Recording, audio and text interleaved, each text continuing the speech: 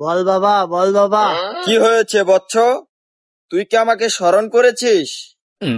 হ্যাঁ বাবা, আমি আপনারা স্মরণ করছিলাম। হ্যাঁ, স্মরণ করছিস তো ভালো কথা।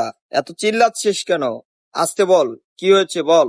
বাবা, আপনি একটু গণনা করে দেখেন না, আমার বয়স তো প্রায় 39-এর কাছাকাছি হয়ে গেল গা।